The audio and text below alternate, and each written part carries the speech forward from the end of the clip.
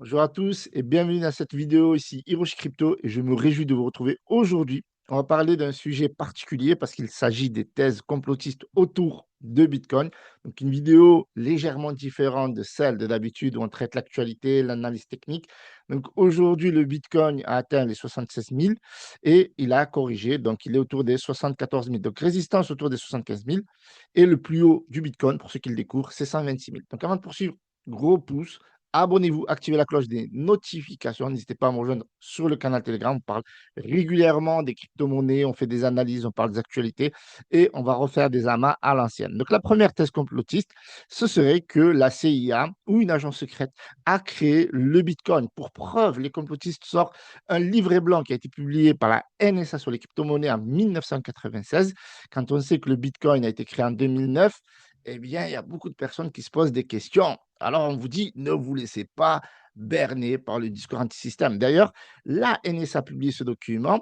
OK, on va le regarder ensemble après. Donc, une personne du nom, dit-on dans le forum Reddit, de Tatsuaki Okamoto était impliquée. Son nom, un anagramme de celui de Satoshi Nakamoto, est proche de celui de ce dernier. Grosso modo, celui qui a publié ce document dans le forum, eh bien, il avait ce pseudo qui ressemble fortement à celui de Satoshi Nakamoto qui est apparu quelques années plus tard. Comme beaucoup le savent, la NSA est également à l'origine du SHA-256. Alors ça, c'est super important parce qu'il s'agit du hash, du hachage, et il est utilisé par le Bitcoin. Le SHA-2 est un ensemble de fonctions de hachage cryptographique. Donc il en existe plusieurs, SHA-224, 256, 384, 512, conçus par l'Agence nationale de sécurité américaine elle-même, la NSA. Et ce document, vous l'avez ici. Je vous le mettrai dans la description si ça vous intéresse de creuser. Et il y a pas mal d'informations qui sont vraiment troublantes. D'ailleurs, on parle ici en général, les systèmes de paiement électronique atteignent ces objectifs de sécurité grâce aux signatures numériques. Et puis on bascule. Celle-ci peut être considérée comme l'équivalent numérique d'une signature manuscrite. Les signatures numériques reposent sur la cryptographie à la clé publique. Dans un tel système, chaque utilisateur possède une clé secrète, une clé publique. La clé sert, la clé secrète sert à créer une signature numérique, tandis que la clé publique est nécessaire pour la vérifier.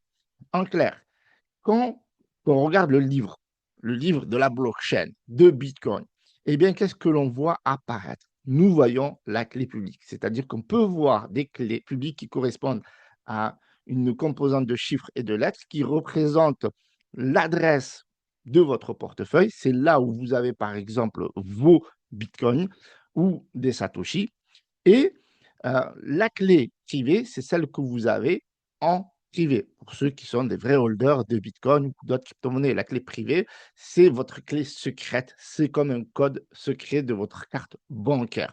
Grosso modo, ce document décrit énormément tout ce qu'il y a à savoir quasiment sur la crypto-monnaie plus de 10 ans avant même l'arrivée de Bitcoin. Et rien que cet argument-là, par rapport à la technologie, par rapport au hachage, par rapport à ce document, par rapport au fait troublant que cette personne, Tatsuaki, a quasiment un anagramme similaire à celui de Satoshi Nakamoto qui vient plus tard, eh bien, serait la preuve ultime que la CIA, la NSA, serait derrière la crypto-monnaie Bitcoin. Dites-moi ce que vous en pensez dans les commentaires. En tout cas, par rapport au côté technologie, c'est quand même assez troublant et le fait que ça a été publié plus de 10 ans avant, c'est quand même assez troublant. La deuxième thèse complotiste, ce serait que Bitcoin est contrôlé par les élites. Alors, il y a une part de vrai quand même, parce que avant que je fasse cette vidéo, j'étais sur le point de vous faire une vidéo où je vous parlais des ETF, de beaucoup d'institutionnels qui achètent énormément de Bitcoin. Et en fait, quand on constate que les whales, eh ben, elles détiennent plus de 21% de leur supply et que ce chiffre-là, il n'arrête pas d'augmenter, eh bien, on peut considérer que voilà, les élites, elles sont clairement au rendez-vous. Une poignée de riches ou d'institutions manipulent le marché. Alors, on a vu, même avec l'affaire Epstein, que des informations capitales étaient données avant. Maintenant, est-ce que cela concerne particulièrement le Bitcoin?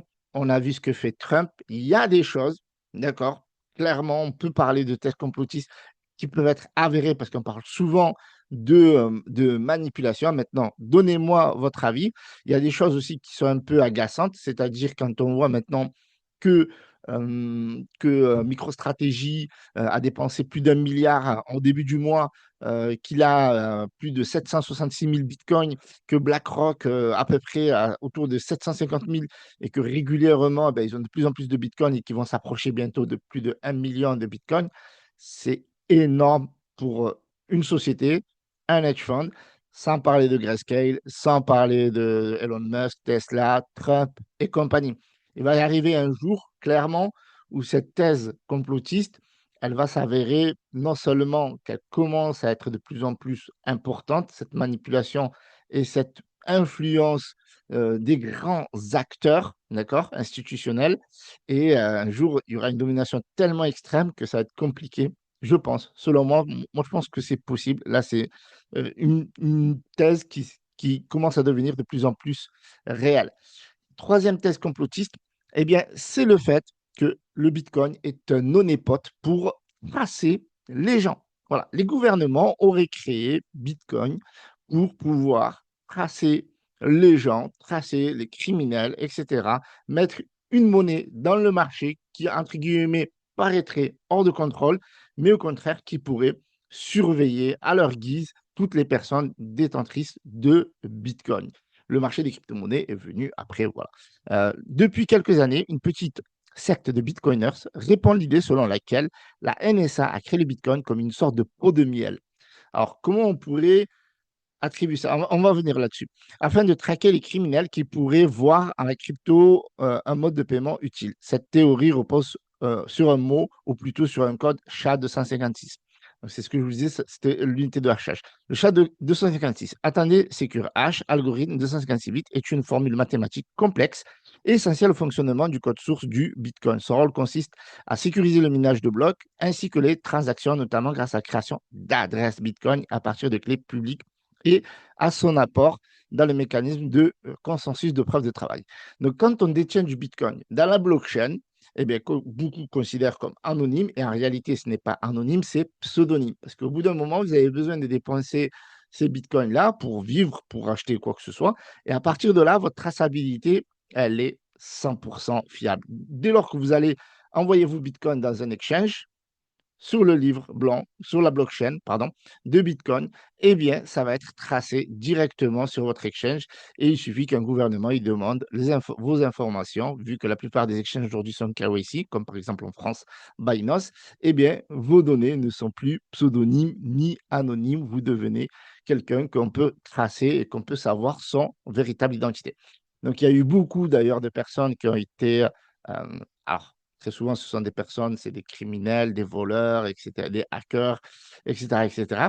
Donc, techniquement, c'est plutôt une bonne chose que des personnes qui volent d'autres choses se font arrêter. Mais pour le côté anonyme, transaction, ni vu, ouais, j'ai pas envie qu'on sache que c'est moi, etc., comment on pourrait vous tracer sur une carte bleue? Eh bien là, eh bien, il faudrait choisir une autre crypto-monnaie, par exemple Monero, qui est plutôt 100% anonyme pour le coup. Alors, on a une autre thèse complotiste, d'accord? Et cette thèse complotiste, eh bien, elle porte tout simplement ce que le Bitcoin disparaîtra pour toujours. Alors, il y a une thèse qui revient souvent, c'est regarder la Chine qui interdit le Bitcoin, qui interdit le minage. En 2021, ils ont commencé à considérer que tous ces actifs sont illégaux, ils ont interdit le minage, et pourtant, encore aujourd'hui, eh bien, la Chine dominait le mining Bitcoin avec plus de 65% de hash rate mondial. Malgré l'exode des mineurs, après l'interdiction, elle reste troisième en 2025 grâce à des opérations clandestines. Alors, ce n'est pas tout à fait légal le fait que ces personnes-là minent, mais grosso modo, c'est que c'est compliqué d'interdire Bitcoin et surtout le faire disparaître de la circulation, même quand on a un État aussi puissant que la Chine, aussi dictatorial que la Chine, eh bien, ils n'arrivent pas à enrayer la menace Bitcoin. Alors, il y a beaucoup de pays comme aux États-Unis, comme en France, où c'est tout à fait légal, mais il y a d'autres pays, notamment au Maghreb, par exemple, au Moyen-Orient, où c'est littéralement interdit de détenir de la crypto-monnaie ou même de miner des crypto-monnaies. Donc ça, c'est clair. Donc à partir de là, Ça va être compliqué mais sait-on jamais? C'est possible qu'aujourd'hui, à un moment donné, s'il y a une crise qui soit énorme, comme par exemple la crise de 1929 ou d'autres crises, en tout cas, il y a une grosse crise actuellement et au contraire, que dit l'Iran qui interdisait la crypto-monnaie? Ben, vous paierez le péage du détroit d'Ormuz en bitcoin ou en, monnaie chinoise, yuan. Donc, le comble, c'est que voilà, la Chine qui interdit le bitcoin, bah, se retrouve, peut-être à acheter, du pétrole iranien avec soit leur monnaie yuan, soit avec, du bitcoin. Donc, est-ce qu'un jour le bitcoin sera interdit? Dites-moi ça dans les commentaires.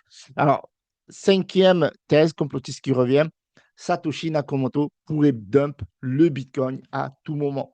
1,1 million de bitcoins sont détenus aujourd'hui par Satoshi Nakamoto, qui est encore le number one. Mais jusqu'à quand? Parce que quand on sait que MicroStrategy détient plus de 766 000 bitcoins et que BlackRock arrivait tout juste en 2024 avec son hedge fund et son ETF EBIT, eh bien, aujourd'hui, ils ont plus de 750 000 bitcoins dans leur portefeuille. Donc, ils se rapprochent, euh, voilà, ils se rapprochent rapidement, oui, de la fortune colossale qui est estimée à 1,1 million de bitcoins de Satoshi Nakamoto. Et puis après, on dit souvent que si il dump, eh bien, ça va être la fin de Bitcoin. Alors, effectivement, si il vend, eh bien, c'est vrai que ça va être compliqué de se relever de ça, parce qu'en réalité, ça, c'est un portefeuille. On ne sait pas combien de bitcoins il a. Et en plus, ceux-là, il les a minés au tout début. Donc, ces bitcoins n'ont jamais été bougés depuis 2009. Donc, Satoshi a disparu volontairement. Il pourrait venir à tout moment, mais aussi la preuve que s'il voulait le faire, il l'aurait fait déjà aux différents ATH. On a eu beaucoup d'ATH en 2017-2018 à 20 000 dollars. En 2021, on était à 69 000 dollars. En 2025, en octobre, on était à 126 000 dollars. Si Satoshi Nakamoto voulait vendre ces bitcoins-là, eh ben, peut-être qu'il l'aurait déjà fait aux différents ATH parce que vu qu'il aurait suivi l'expérience Bitcoin depuis le début et qu'à chaque halving, 10 à 18 mois plus tard, il y a un nouvel ATH colossal. Voilà. Donc, si vous voulez le faire, il l'aurait fait. Maintenant, dites-moi dans les commentaires, est-ce que vous pensez qu'un jour Satoshi Nakamoto pourrait dump le Bitcoin? Mais je pense que Bitcoin, si c'était le cas un jour, Bitcoin se relèverait. Dites-moi vous, qu'est-ce que vous en pensez? Voilà les synthèses complotistes qu'il faut bien entendu prendre avec des pincettes. Ça fait souvent le fruit de débats, de brainstorming, etc. Il y a des élites et des experts qui les analysent régulièrement. Il y a des choses qui sont vraies auxquelles on raccroche des choses qui sont fausses. C'est pas parce que, ben, par exemple, la NSA, elle a créé une technologie ou une unité de hachage qu'on ne peut pas l'exploiter si c'est possible pour le grand public en open source. D'ailleurs, le code de Bitcoin, il est open source. Je vous remercie d'avoir visionné cette vidéo.